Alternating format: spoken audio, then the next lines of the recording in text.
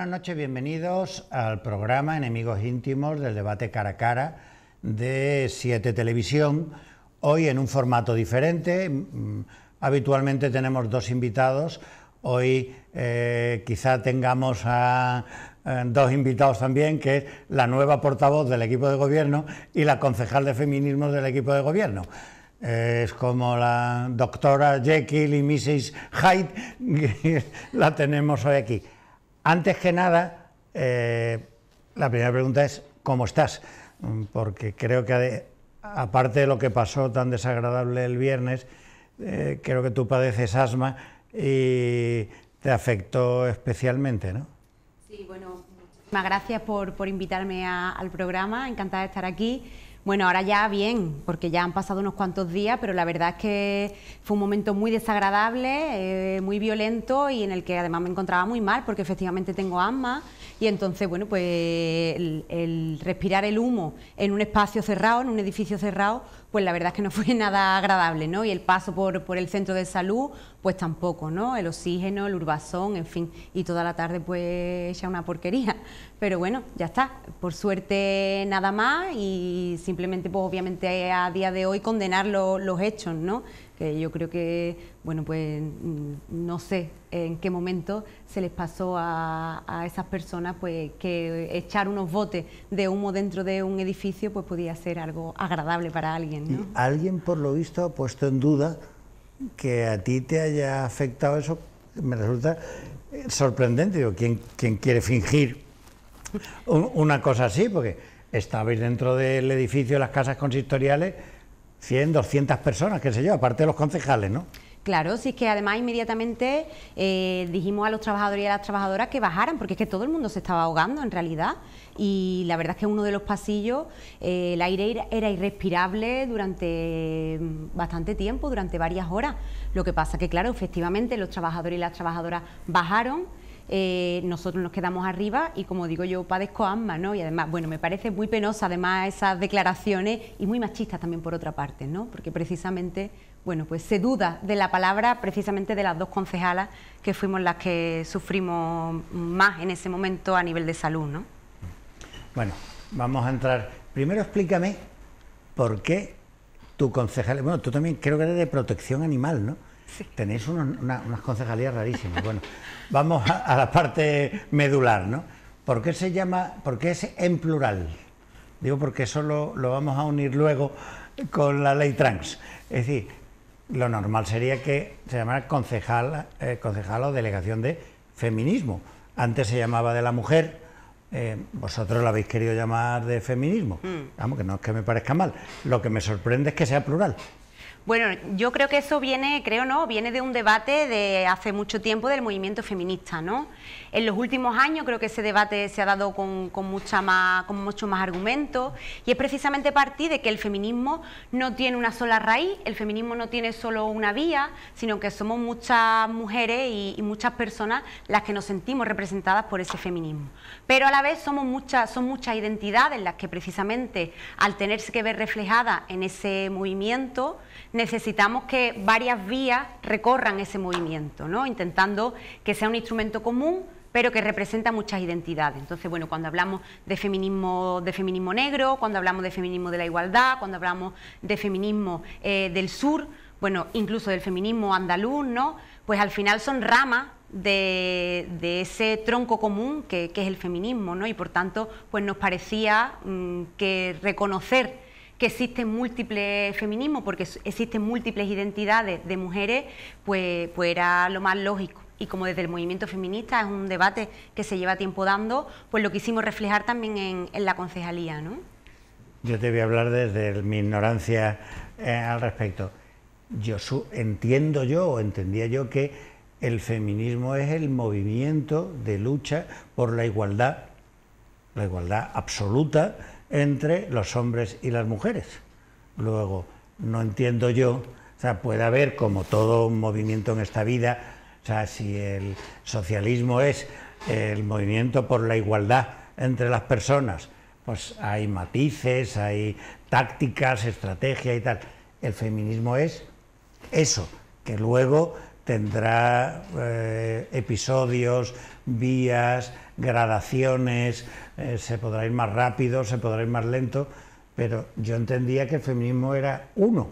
Y últimamente me ha pasado, luego hablamos ahora en otro momento, pero me ha pasado a partir de la ley trans, me he dado cuenta de que yo estaba equivocado, que había gente, cada uno legítimamente, sectores del feminismo que no eran coincidentes, ¿no? Mira, el feminismo es un movimiento muy complejo. Es complejo precisamente por eso, ¿no? Porque intenta reunir pues, a múltiples personas, intenta reunir múltiples opresiones, porque evidentemente la opresión de género, la opresión por ser mujer, es la opresión que se reúne en el feminismo, ¿no? En la lanza del feminismo, pero obviamente se dan otras opresiones en nuestras identidades, se dan otras opresiones en nuestros cuerpos que también hay que defender, ¿no?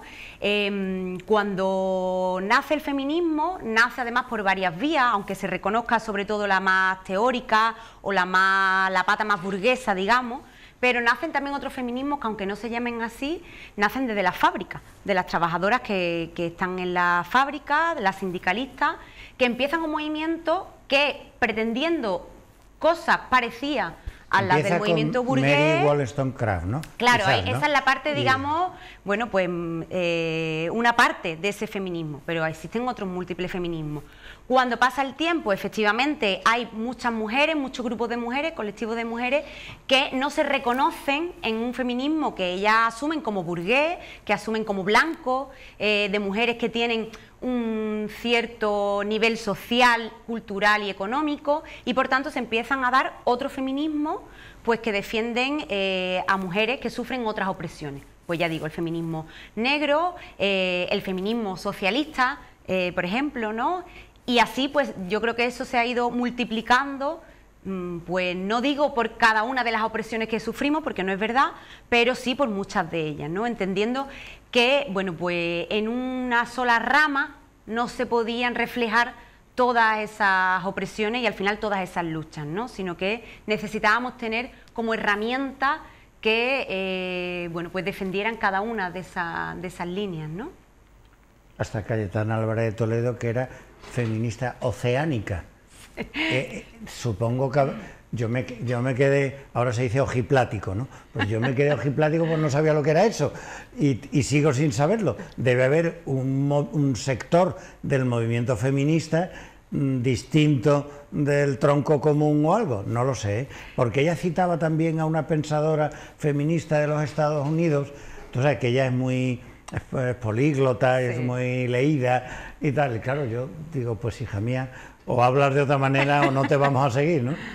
A ver, yo creo que para mí el feminismo es un movimiento, ante todo, que defiende precisamente a las mujeres que sufren no solo la opresión de ser mujer, sino que además no tienen muchas más herramientas que su cuerpo, que su colectividad para defenderse. Y por tanto yo, bueno, no creo en el feminismo, no creo que exista un feminismo burgués en este caso, o un feminismo de clase alta, porque precisamente son esas mujeres las que oprimen a otras mujeres, ¿no? Son esas mujeres las que al final, bueno, pues tienen seguramente otras mujeres explotadas en su casa o tienen empresas donde se explotan a otras mujeres, ¿no? Entonces, bueno, pues no creo precisamente en un feminismo que sea capaz de explotar a otras mujeres, porque entonces ya es un sinsentido, ¿no?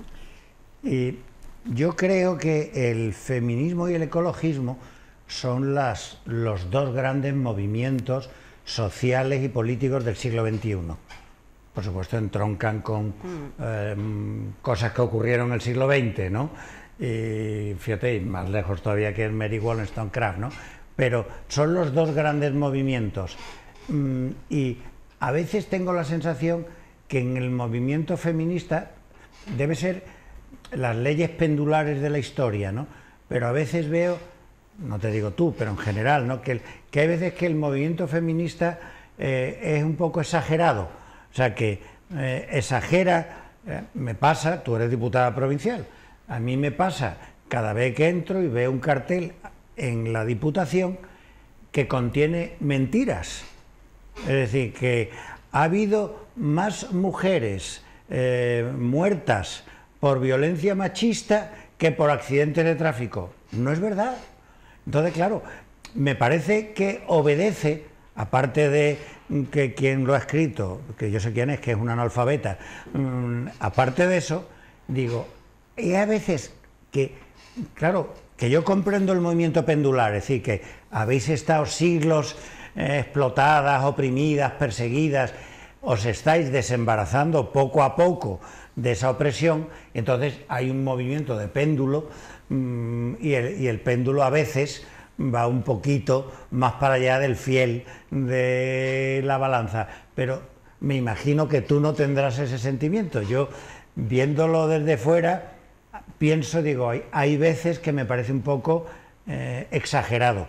Eso provoca, fíjate, yo creo que parte del movimiento feminista ha provocado el nacimiento de Vox. Si no el nacimiento, parte de los cimientos de Vox tienen que ver con el rechazo al movimiento feminista.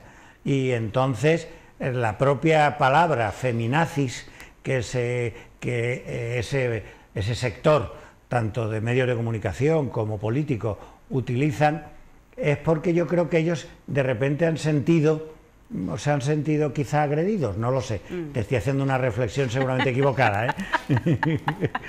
Bueno, a ver, exagerada yo creo que evidentemente no somos. O sea, cuando en este país a día de hoy hay 44 mujeres asesinadas por violencia machista, algunas de ellas en lo que va de año, efectivamente, algunas de ellas mujeres, otros de ellos son niños y niñas asesinados también por sus padres, como forma de hacerle daño a su madre. O sea, que la expresión esa nueva yo no la había escuchado nunca, sí.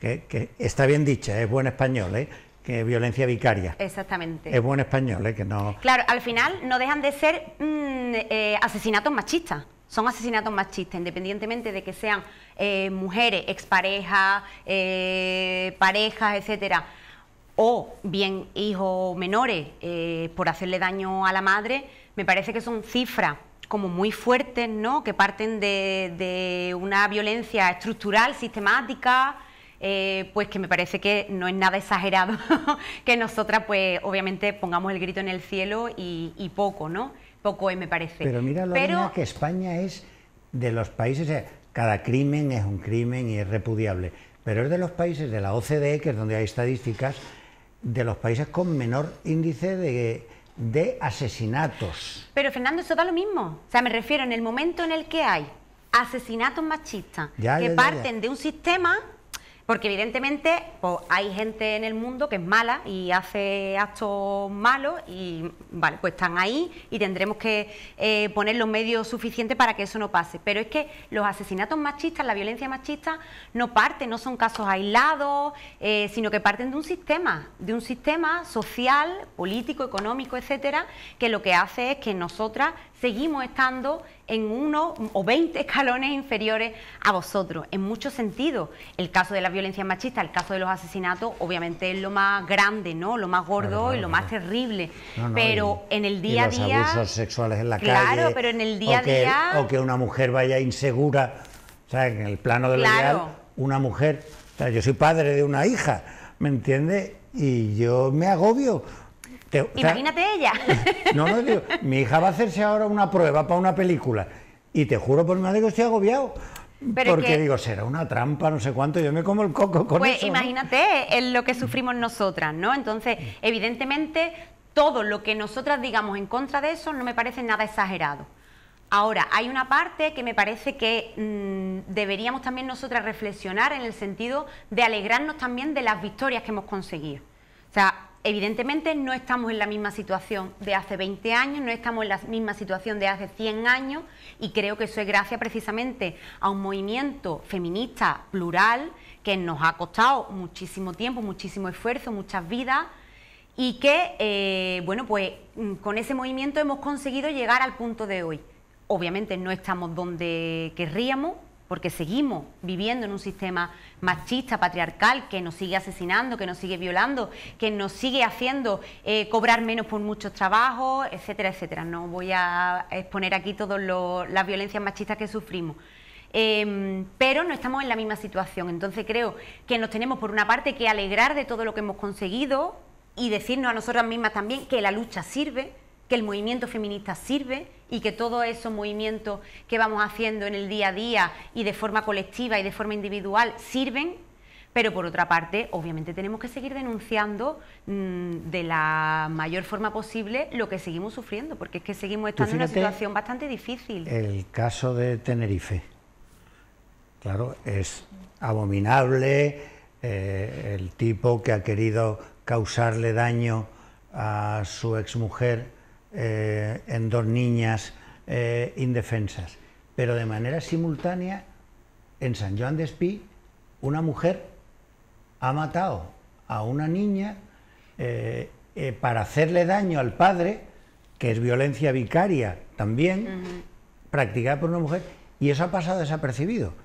O sea, ni tú ni yo tenemos responsabilidades en eso, quiero decir, pero que es llamativo. Y fíjate, el otro día leí una cifra que igual es equivocada, que la violencia sobre los niños en un 60% es llevada a cabo por mujeres. Que no, primero, no sé si la cifra es cierta, es decir, no te la doy como cierta, y seguramente tendrá que ver con que quien trata más a los niños son las madres, y eso puede provocar esto.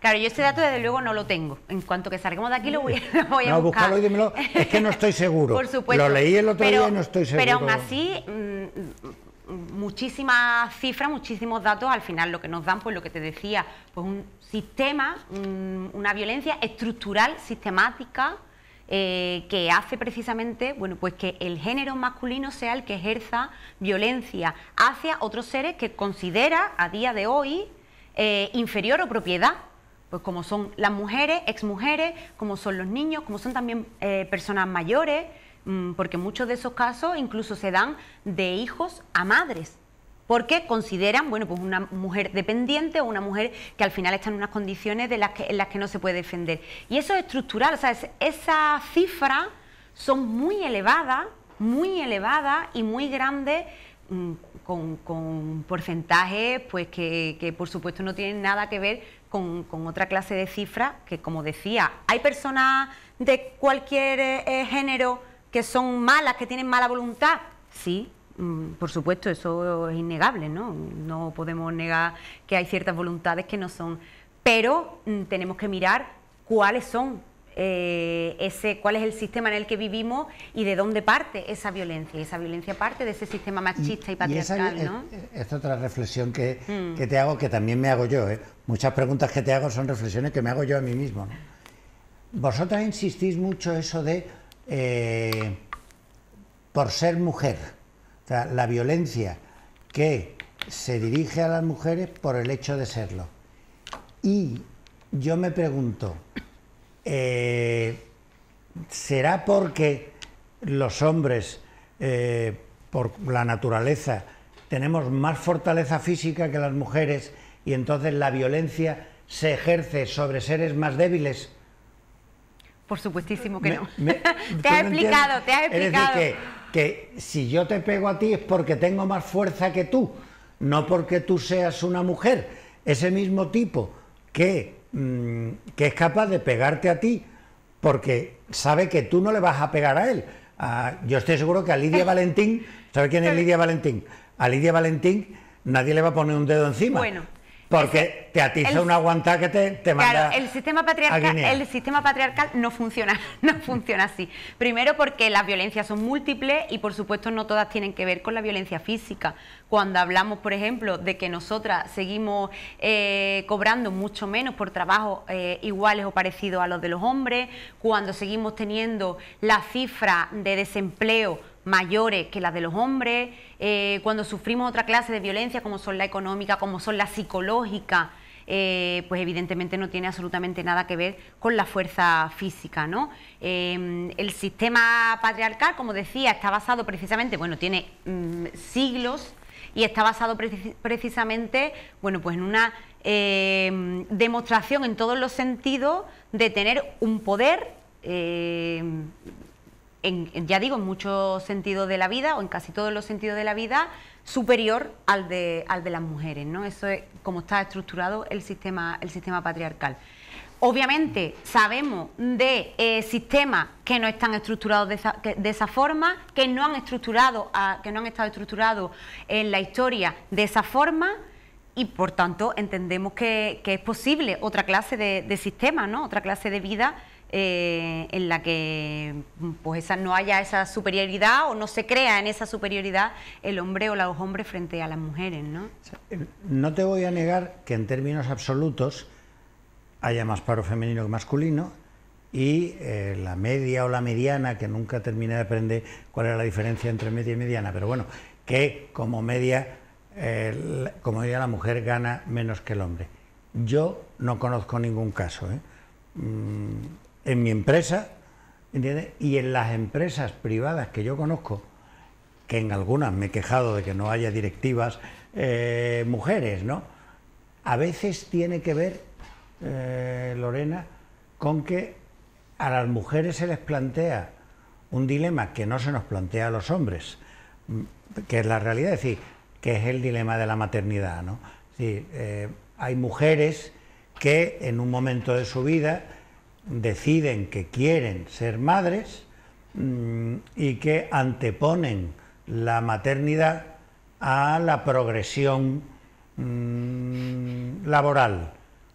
Yo creo que eso se da, vamos, no tengo cifras. Disculpa, Fernando, me parece me parece que es muy simplista ese planteamiento. No, que puedes decirlo. O sea, me refiero, porque primero, no anteponen... ¿Tú crees que eso no se da? No se da en ese sentido. Que hay mujeres que no quieren... Claro, hay veces... Claro, cuando no tienes la opción... No es la administración pública, la administración pública, claro, eso es otro mundo, ¿no? Pero en la empresa privada, que se libra esto a codazo limpio, ¿me entiendes? Pues claro, hay mujeres que dicen, yo es que prefiero ser madre o tener un hijo y tal, antes de estar yendo a tomar copas con los jefes, o a comer, o a dar codazos con esto. O sea que no te voy a hablar de casuística porque sería absurdo, ¿no? Pero creo que es algo digno de ser estudiado. Está estudiado. Vale. Casi toda esta vida está estudiado ya.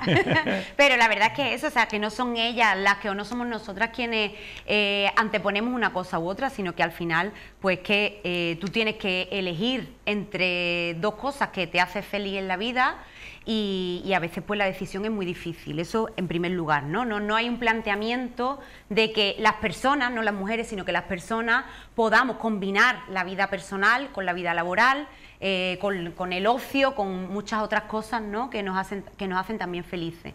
Y en segundo lugar también porque al final se nos ha dado pues esa tarea de cuidar a las otras personas, de cuidar a las personas mayores, de cuidar a los menores, porque cuando un hombre es padre, entiendo que en esa lógica que tú estás planteando también ¿no? tendría que elegir entre ser padre o prosperar en lo laboral, ¿no? Y sin embargo, no se suele dar. Claro, y sin embargo, bueno, pues se dan otras posibilidades, es injusto, ¿no? Es injusto. Pero claro, pues a eso me refiero, claro, que es que no es una cuestión de que haya una mujer que dice que va a tomar este camino, no, sino que al final, pues eso, debemos entenderlo como un sistema, ¿no? Cuando hay porcentajes tan grandes de un género que, pues eso, tiene asignadas las tareas de cuidado, no podemos quedarnos en que cada una de esas mujeres han elegido ese camino, sino que tenemos que pensar por qué se da esa circunstancia, por qué se da ese porcentaje tan alto, ¿no? Con ese tema y con otros también. Sí, ¿no? Es obvio que es el rol social. Claro. Vale, eso estoy de acuerdo, pero que te digo, claro, yo conozco muchos casos, hombre, si todas las mujeres, es ridículo si todas que las yo mujeres... me ponga a decirte y tal, porque es absurdo. Claro. Porque tú me puedes decir, pues en cambio yo conozco, eso y entonces no se debate.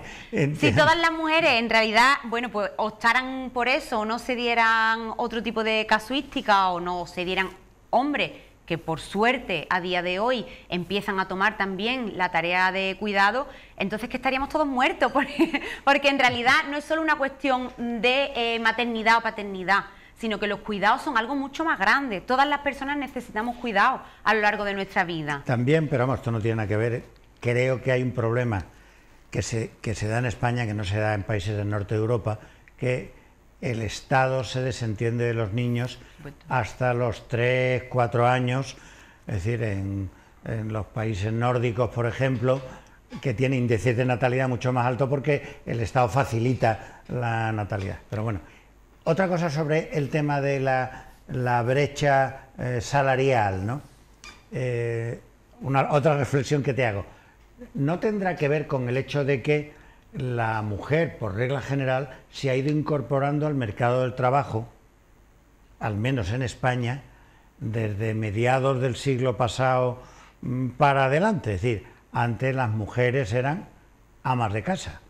Es decir, que bueno, tú sabes el caso de mi tía Ernestina y tal. A mí me pasó una vez que yo iba con ella y estaban tomando la afiliación a ella, y le dice el tipo que está tomando la afiliación, y dice, profesión, ama de casa, ¿no? Y dice mi tía, doctora en ciencias químicas. Claro. ¿Entiendes? Entonces, ese hecho, ahora por ejemplo hay más mujeres en la judicatura que hombres. Es muy cierto que en los puestos de mayor responsabilidad en la judicatura, en el Tribunal Supremo especialmente, pero en todos, hay pocas mujeres.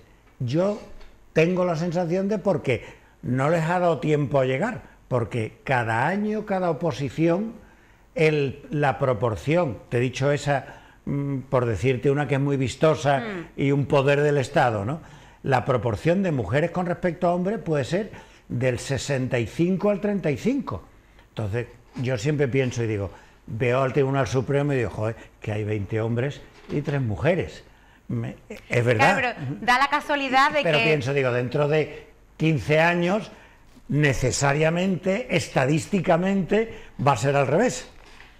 Bueno, esperemos, ojalá tenga razón, pero qué casualidad, ¿no? Que justo las profesiones en las que tampoco estábamos incorporadas hace 40 años, pero que tienen que ver con los cuidados, por ejemplo, con los cuidados de una forma amplia. Bueno, es que ahí es donde han empezado muchas mujeres. Sin embargo, ¿no? pues hay muchísimas más, un porcentaje muchísimo mayor que las carreras que tienen que ver con ciencias puras, ¿no? Como se llamaban hasta ahora.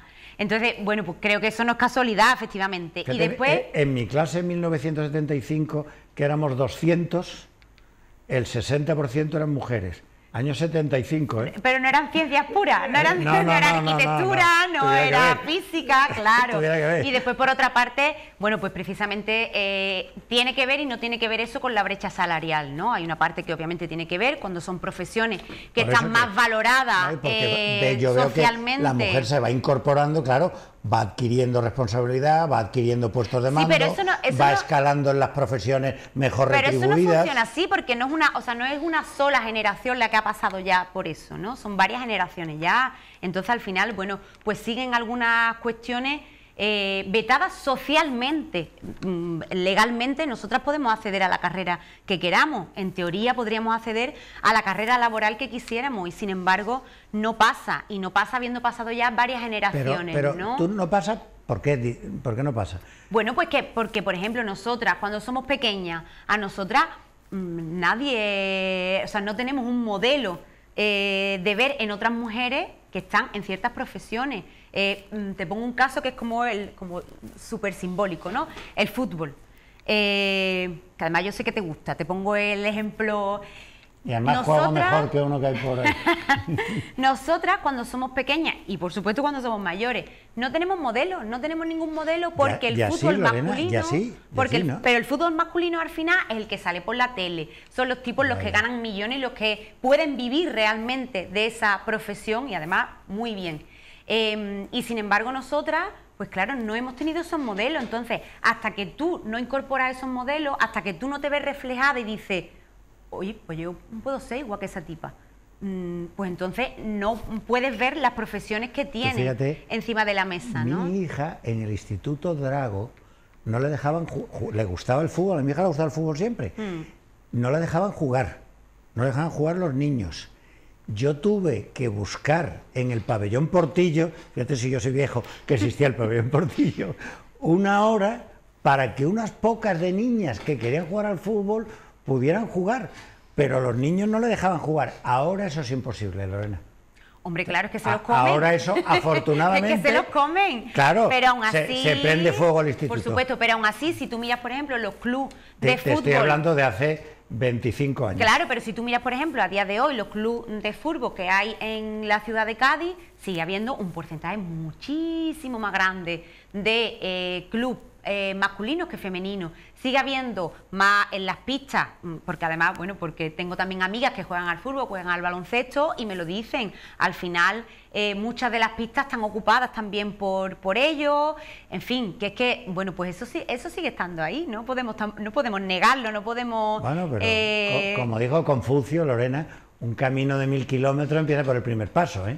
O sea, habéis avanzado. Muchísimo. O sea, la revolución de las mujeres, seguramente en términos sociales, porque la revolución ecologista está empezando, pero la revolución de las mujeres lleva años, ¿eh? Y habéis avanzado una cosa espectacular, ¿no? O sea, Sí, piensa en la generación de tu madre, no en la de tu abuela, ¿eh? En la de tu madre. Y mírate tú, o sea, las libertades, los derechos que os ha costado conseguir y que os queda por conseguir. Faltaría más, ¿no? Pero es el gran cambio de la sociedad actual, sí. el protagonizado por las mujeres, ¿no? Totalmente. O sea, yo creo, por eso te decía que yo creo que sí que tenemos que darnos la enhorabuena también, ¿no? Y no solo darnos latigazo en el sentido bueno, pues obviamente tenemos que seguir conquistando muchísimas más cosas, por supuestísimo, pero también animarnos a nosotras mismas de decir, bueno, es que hemos conseguido también muchísimas cosas, pero obviamente sin esa lucha individual y colectiva de las mujeres no estaríamos hablando de estos avances y sin embargo eso no tiene sentido, o sea, porque es que somos el 50% de la población, términos generales, y somos personas, o sea que simplemente por ese hecho ya tendríamos que tener pues todos los derechos sociales, políticos, económicos cielo, dicen los chinos, ¿no? Conseguidos, ¿no? Y sin embargo lo tenemos que seguir peleando, ¿no? Y eso es lo injusto, ¿no? Eso es el problema de este sistema. Vamos a hacer un receso y ahora seguimos al final. Empezamos a hablar del feminismo en términos generales y no estoy bajando el balón al pasto como yo recomiendo siempre.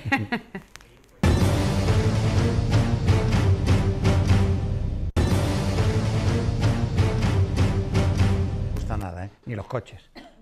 Bueno, seguimos con Lorena Garrón, concejala de Feminismos y nueva, flamante portavoz del equipo de gobierno, y nos está llevando todo el tiempo a hablar del feminismo, quizás porque me interesa discutir y hay temas. Vamos a ver un tema que me apetece también discutir, lo que vosotras llamáis lenguaje inclusivo, que a mí me resulta horroroso, desde todos los puntos de vista. Soy capaz de comprender que a lo largo de la historia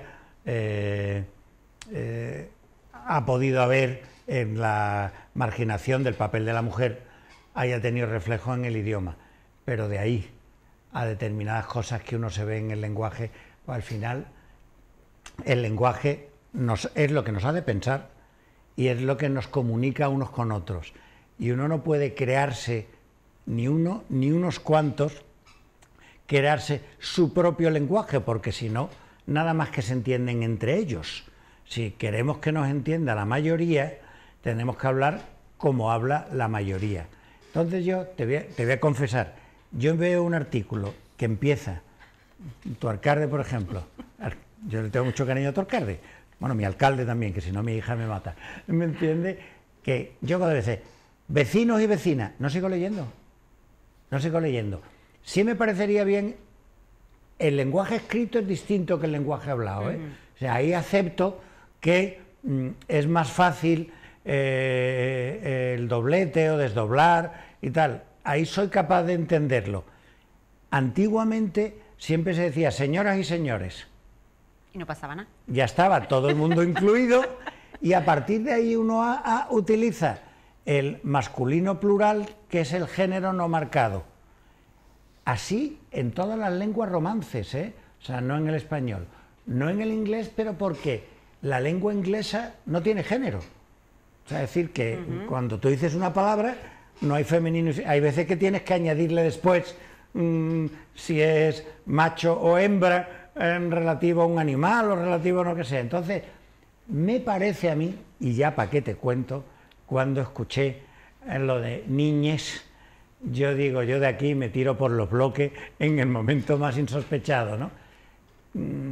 Yo tengo cierto complejo de escribir mal, y entonces le presto mucha atención a cómo escribe y habla la gente, porque yo tengo la obsesión de que yo lo hago mal.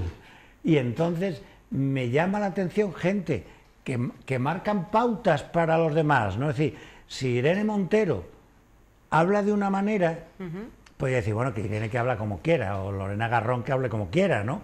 Pero si tú ya que eres portavoz, llevas la voz de otros, ¿no? Entonces lo que tú digas refleja otras opiniones y afecta al conjunto de la población a quien te diriges. Entonces, por eso, entendiendo que el lenguaje escrito es distinto que el hablado, y por más que se empeñen en decirme, la gente llega a su casa y en su casa, con su familia, con su madre, habla con el masculino plural como género no marcado. No es verdad. Estoy seguro. ¿Tú vives sola o acompañada? Ahora mismo sola. Pues es una pena porque te iba a decir... Hablo conmigo misma y ya está. Digo, cuando tú llegues a tu casa, con quien sea que viva contigo, no puedes estar diciéndole los niños y los niños y las niñas que vengan a cenar. Sí que lo hago. No se puede hacer eso.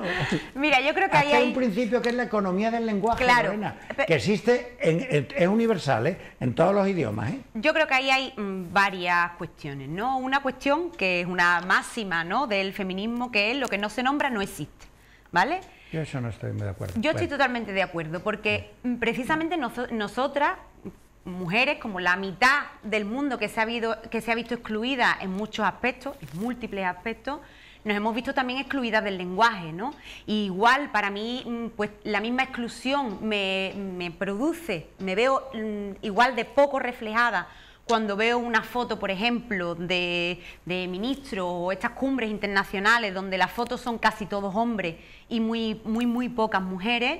Me veo muy excluida, no me siento incluida, no siento que esté representada ahí. Pues lo mismo me pasa cuando en un discurso, claro, pues nos pasa lo mismo cuando en un discurso al final no se nos incluye, ¿no? Eso es una parte, sí es verdad, eso es una parte. Después, por otra parte, el lenguaje, tú lo sabes bien, es moldeable. O sea, igual que lo hemos ido, porque el lenguaje es una herramienta, ¿vale? Para poder el conjunto de los hablantes, claro, para poder no un grupo reducido de hablantes. Ahí voy a contestarte también, para poder comunicarnos, efectivamente. Y eso lo vamos, las personas, los colectivos, lo vamos moldeando conforme nos resulte útil para la vida, ¿no? Porque si no el lenguaje no habría avanzado nada, no habría cambiado, pues desde cada uno de los idiomas se inventó, ¿no? Y sin embargo, no, ha ido cambiando, se ha ido modificando precisamente por eso, porque resultaba útil esas modificaciones al conjunto de hablantes de esa lengua, ¿no? Entonces, pues creo que precisamente cuando las cosas cambian, y el mundo cambia, y el mundo está cambiando, necesitamos también que la herramienta del lenguaje pues cambie también conforme nuestra vida. Por otra parte, claro, precisamente tú dices, no puede haber un colectivo o X personas, ¿no?, mínimas además, que sean las que den las pautas del lenguaje. Bueno, es que efectivamente resulta que tenemos una Real Academia no es verdad, que sí, estás que equivocada. marca ciertas pautas. La Academia toma nota de lo que hacen los hablantes. Y al contrario. No marca cómo deben hablar, sí, sino dice, por ejemplo, la palabra juez. Te voy a decir una palabra. La palabra juez. Podía ser la juez. Y se ha impuesto la jueza. ¿Cómo se ha hecho? ¿Y cuál es el problema? ¿Cuál es el problema ¿Cómo ha ocurrido ese proceso? O capitán. Tú imagínate capitán. Capitán no tiene un sufijo, no es un sufijo masculino, ni juez es un sufijo masculino. Y se ha impuesto jueza y capitana. ¿Por qué? El uso de los hablantes lo claro, pero sí lo era, porque lo que designaba es que había una mayoría de personas que efectivamente ejercían la profesión de juez. Como no había mujeres, no había forma de nombrarlas. ¿Para qué las vamos a nombrar si no existen? Cuando empiezan a existir, tú tienes que nombrarla también, ¿no? Tienes que nombrar esas cosas. Y después, yo estoy de acuerdo contigo en que es verdad. Cambiando los hablantes de manera natural. Claro. van cambiando. Es decir, el idioma, pero natural, el idioma no nace un día que hace clink. Ahora ya hablamos todo español. Nada en esta vida, o muy pocas cosas en esta vida son naturales. Entonces, Lorena, pero cuando el lenguaje sí, el lenguaje sí, porque o sea, a mí me chirrían los oídos cuando escucho tablet. Digo, coño, no, di tableta, ¿no? Pero, claro, pero la gente dice tablet. Claro, pero porque es lo que digo, vivimos en un mundo en evolución, en constante cambio, y por tanto necesitamos que el lenguaje como herramienta que nos sirve para comunicarnos, pues cambie también y nos represente también, y represente cada una de las diferentes identidades, de las diferentes formas en las que somos, ¿no? Después yo es verdad que estoy de acuerdo contigo en que se da de una forma muy diferente el lenguaje escrito que el hablado. Sobre todo porque el escrito te da tiempo a pensar otro tipo de cosas. Si viviéramos en un momento del lenguaje todavía más evolucionado, yo no duplicaría efectivamente en 2 palabras o en 3 palabras cada uno de esos sujetos, sino que encontraríamos palabras que efectivamente incluyan a todo el mundo. Eso es un esfuerzo. Eso que va en contra de la economía del lenguaje. Un esfuerzo porque nuestra... El lenguaje es algo sencillo que fluye. El lenguaje fluye, Lorena. Claro, entonces, un esfuerzo porque estamos acostumbradas a eso. Yo, o sea, conozco a mujeres... Conozco a mujeres que hablan en masculino, ¿vale? Que hablan sobre ellas mismas en masculino. Para mí eso, o sea, es impensable. O sea, para mí eso sí que es un esfuerzo. Para mí hablar en masculino me resulta un esfuerzo. Porque es que mi identidad... Yo soy una mujer, hablo en femenino, entonces hablar en masculino me resulta un esfuerzo. Después, por otra parte, yo prefiero sinceramente, nosotras preferimos que todo el mundo se siente identificado, aunque tengamos que hacer esa duplicidad, esa triplicidad, a que al final nos veamos excluidas por hacer un esfuerzo que me parece que no es tan grave, precisamente para que nos podamos incluir en él, ¿no? Un microfonito en la casa de Irene Montero, cuando se dirige a sus 3 hijos, se dice: niños, niñas y niñes, venid a cenar. Seguro que no.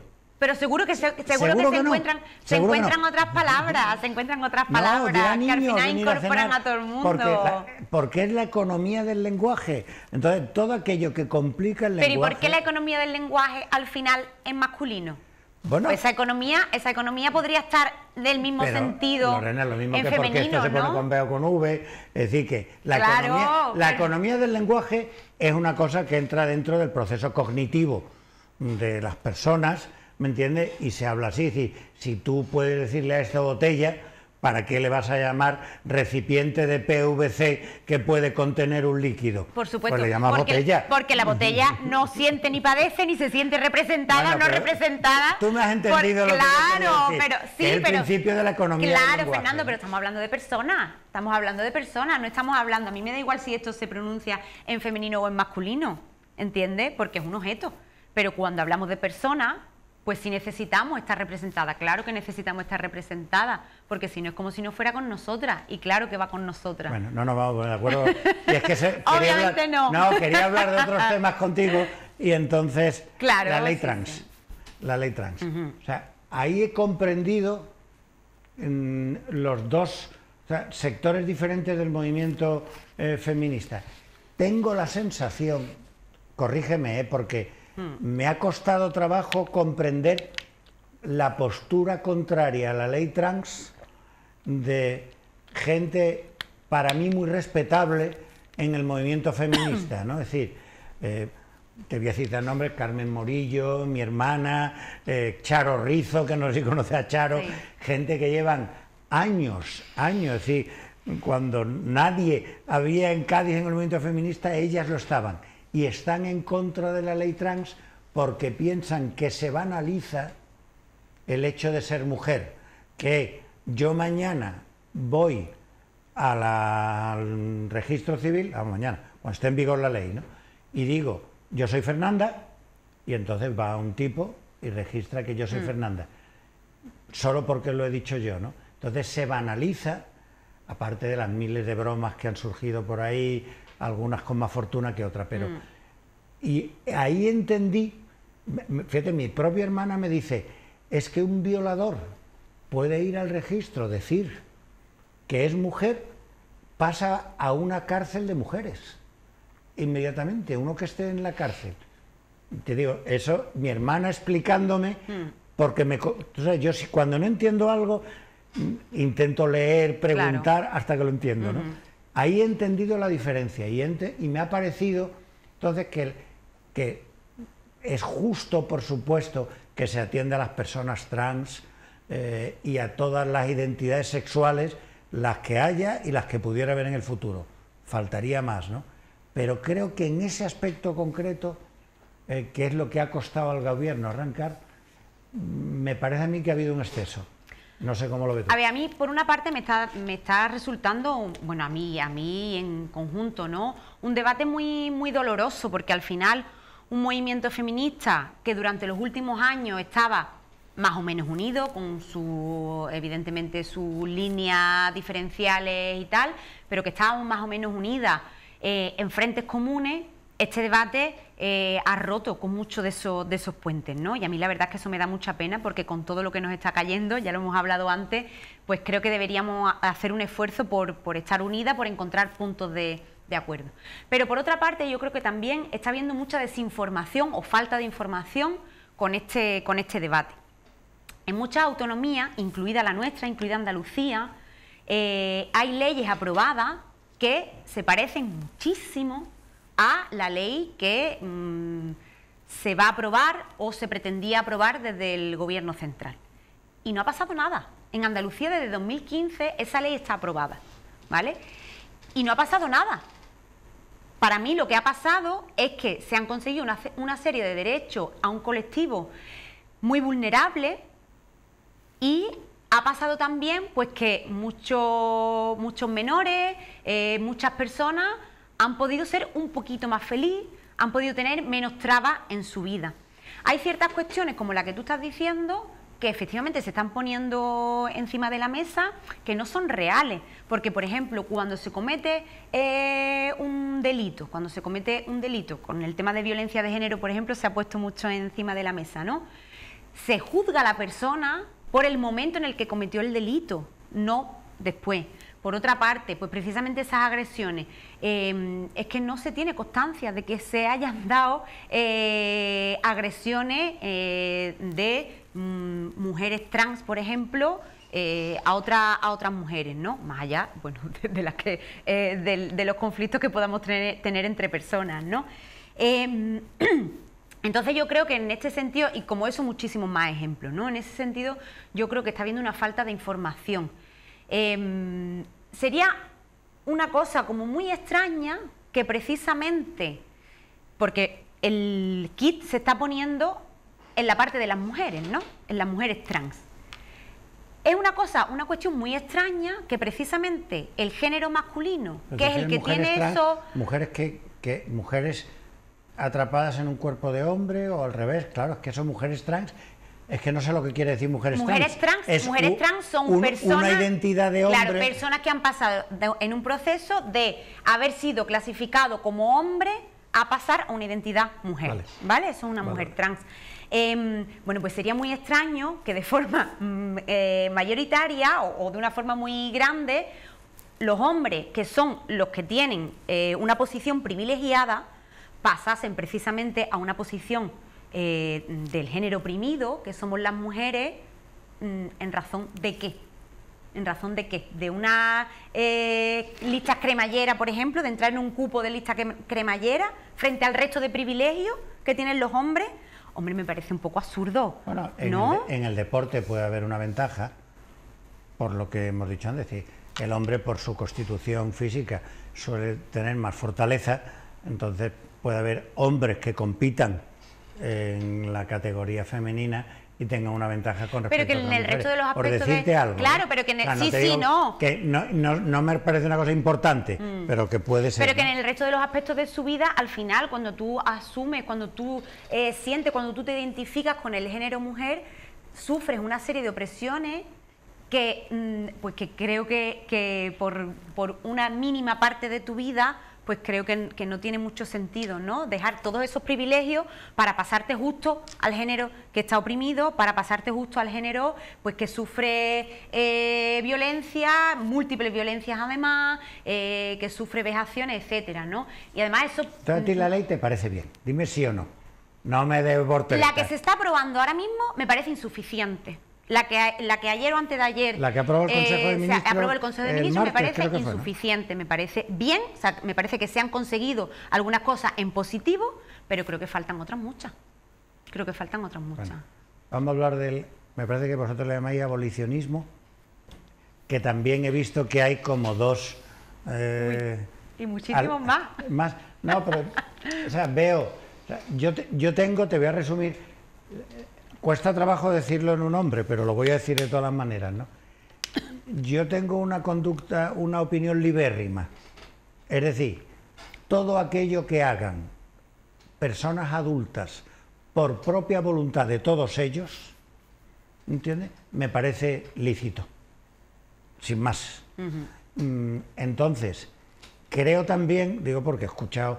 que he discutido con Carmen Morillo miles de veces con cuenta de estas cosas.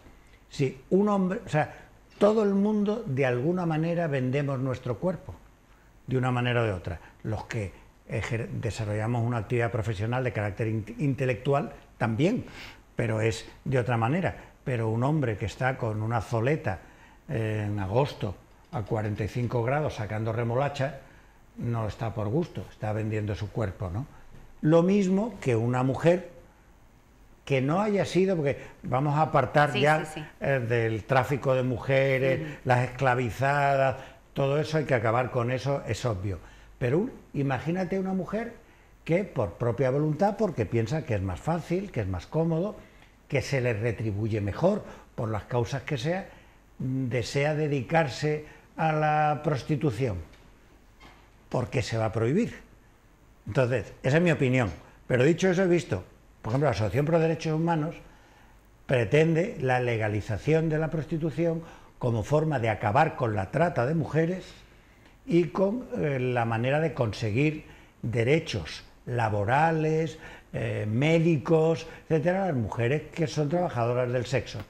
Y he visto organizaciones feministas que a veces las veo un poco excesivas, ¿no? Porque claro, parece que los que decimos otra cosa somos unos puteros depravados, ¿no?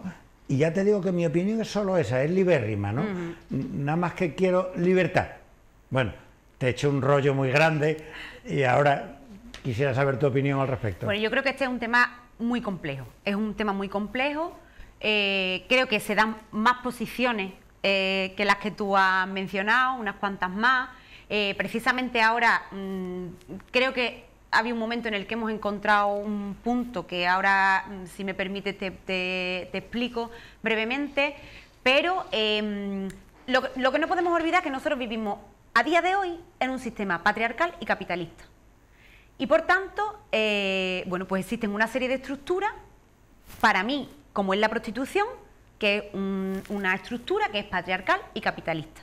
Y como te decía antes, bueno, pues prueba de ello es que el 94% de las personas que ejercen la prostitución son mujeres, ¿no? Eso ya te da un norte de por dónde va el asunto. Entonces, yo en ese sentido, yo me considero abolicionista en el momento en el que en mi sociedad futura, en la que a mí me gustaría construir un día colectivamente, no existiera la prostitución. No porque se prohibiera, sino porque si viviéramos en un sistema que no fuera patriarcal y capitalista, no existiría una estructura patriarcal y capitalista. No sé si... Entonces, yo en ese sentido... Pero no estoy de acuerdo. Pero claro, en ese sentido, pues me considero abolicionista en el sentido de que yo en una sociedad, para mí, idílica, futura, no existiría la prostitución. Ahora bien, no vivimos en ese sistema, vivimos en otro. Y existen mujeres que... por voluntad, porque no les ha quedado otra cosa en la vida, porque ven la forma más fácil de ganarse la vida, por las cuestiones que sean, ahora mismo se ganan la vida ejerciendo la prostitución. Lo que no podemos hacer... Perdona, es que es posible que una mayoría hayan llegado allí extorsionadas. Eso, para mí eso es un debate... Lo que pasa es que es algo tan obvio, claro, para mí que no merece la pena ni discutirlo, ¿no? Para mí es un tema que no tiene absolutamente nada que ver y eso es una cosa absolutamente condenable que no, vamos, que creo que no está en este debate, ¿no? Pero en el momento en el que efectivamente estamos en un momento en el que hay mujeres que se ganan la vida de esa forma, necesitamos tener el debate con esas mujeres. Lo que no podemos hacer, y creo que parte del movimiento feminista está haciendo, es excluir a las mujeres que forman parte de ese sistema, de esa estructura del debate, tratándolas al final como menores de edad, ¿no? Como si no tuvieran voluntad propia, como si no tuvieran opinión propia y al final no tratándolas como sujetos políticos, ¿no? Y yo creo que precisamente, y a eso iba al principio, creo que una parte, creo grande del movimiento feminista, con asociaciones pro derechos humanos, con las propias prostitutas que se están organizando, hemos llegado como a una especie de acuerdo que es el poder garantizar ciertos derechos que son derechos humanos. Y en esos derechos humanos, claro, en esos derechos humanos obviamente está la seguridad, obviamente está, pues que si a día de hoy sigue existiendo una ley de extranjería que es totalmente injusta, pues claro, es que esas mujeres que vienen, que son migrantes, que vienen a este país y que no tienen muchas más formas de ganarse la vida porque no tienen forma de que les hagan un contrato de trabajo, pues se ven abocadas en muchos casos a ejercer la prostitución. Bueno, señores, vamos a eliminar esa ley o vamos a construirla de otra forma para que esas mujeres no se vean en esa disyuntiva. El tema, por supuesto, de los servicios públicos, como la salud, como la educación para sus hijos, para su hija, es también fundamental. El tema de las ordenanzas municipales, por ejemplo, al final lo que hacen es perseguir a las mujeres prostitutas y le colocan en una situación muy difícil. En algunos municipios lo que hacen, por ejemplo, es echarlas fuera del centro de la ciudad. Fuera del centro de la ciudad, al final se sigue dando el ejercicio de la prostitución, pero con más riesgo. Exactamente, con mucha más inseguridad, donde ellas no pueden estar en colectivos, donde no pueden tener vecinos y vecinas que las defiendan, porque en los centros de las ciudades, cuando tú eres vecino o vecina de un barrio, al final tu gente te defiende también ante ciertas situaciones, ¿no? Entonces, yo creo que eso hay que garantizarlo.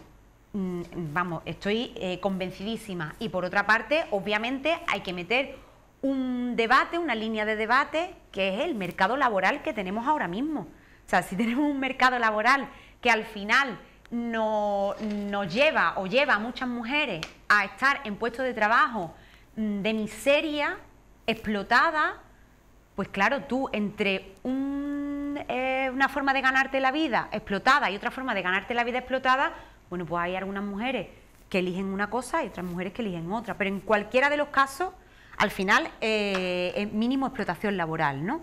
Entonces yo en ese sentido, yo estoy en contra de la prostitución, pero yo quiero ir de la mano de las mujeres prostitutas y quiero construir con ellas un mundo, un espacio en el que ellas tengan voz propia y puedan decir también qué camino queremos coger, cómo construimos otro tipo de sociedad, pues donde nosotras podamos elegir efectivamente el camino que queremos elegir, ¿no? No el que al final nos vemos obligadas a elegir social o de otra forma, pero que al final la obligación social también existe, ¿no?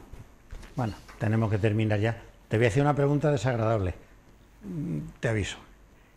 Tú no has sentido, no tienes que explayarte, ¿eh? Si eres breve mejor. ¿Tú no has sentido nada dentro de ti cuando se le rinden tantos homenajes en Cádiz a un comparsista maltratador? Bueno, yo... Te digo que soy la única persona que se atreve a decirlo en Cádiz, ¿eh? Pero bueno, ¿no has sentido tú? Es una cosa muy personal, ¿eh? No política. Dentro de ti no ha habido ningún rechazo de decir, coño, ¿esto cómo puede ser, no? Hombre, yo creo que el mundo del carnaval, igual que el resto de los universos en los que vivimos, son bastante machistas. Entonces, bueno, necesitamos... Poco te dice. Necesitamos, Poco dice. por eso, aprobar, pues casi que no podemos aprobar a casi ningún tío, ¿no? que forme parte del mundo del carnaval, ¿no? Porque al final, letra, al final comportamiento... Sí, pero una cosa es ser machista y otra ser maltratador, ¿eh? Entonces, bueno, yo no conozco la particularidad de la persona. Te mandaré una sentencia judicial. Me gustaría. Pero al final, bueno, pues el mundo del carnaval, igual que otros mundos, pues está lleno de machismo. Obviamente tenemos que seguirlo combatiendo, por mucho que una sea carnavalera, me encante, pero al final tenemos que combatir también en ese mundo el machismo, ¿no? Bueno, otro día te tendré que invitar para hablar.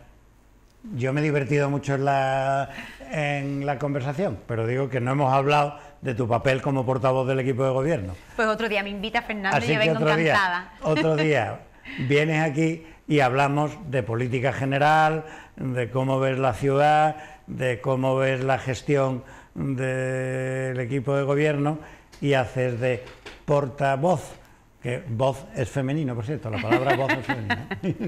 Bueno, pues muchas gracias a Lorena Garrón por estos minutos, gracias a ustedes por habernos prestado atención y les convocamos para dentro de una semana en un nuevo programa.